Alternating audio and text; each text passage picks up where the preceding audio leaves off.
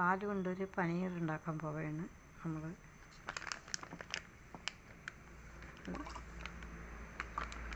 രണ്ടരക്കുറെ പാലെടുത്തിട്ടുണ്ട്.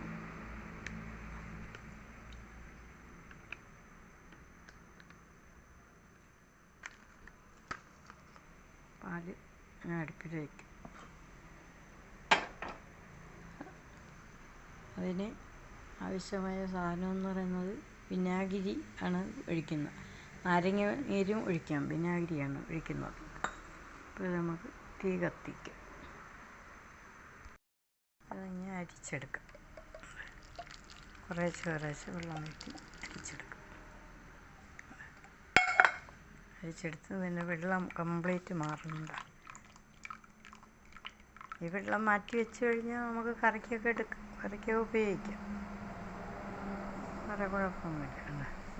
വെള്ളം വേറെ വരട്ട് ആയിട്ടുണ്ട്. ഇതിനെ നമുക്ക് ഞെരുവിളാറ്റിലിട്ട് ഇതിൻ്റെ വെള്ളം കംപ്ലീറ്റ് വാർന്നു പോയതിന് ശേഷം ഫ്രീസറിലിടുക. തുണിയിൽ പിഴിഞ്ഞെടുത്താലും മതി.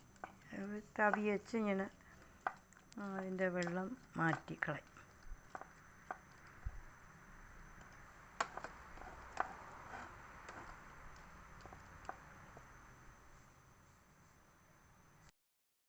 ഇത് ഉണ്ട്, ഇങ്ങനെ ആക്കിയിട്ട് ഒരു 100 ഗ്രാം വരുമായിരിക്കും. അപ്പോൾ ഇത് നല്ല അമുക്കി എടുത്തിട്ട് വെച്ച് രാവിലെ നല്ല കട്ടയായിട്ടിരിക്കും.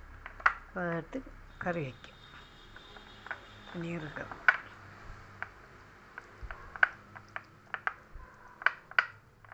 ഇനി ഫ്രീസറിൽ വെച്ചെന്നാൽ മതി.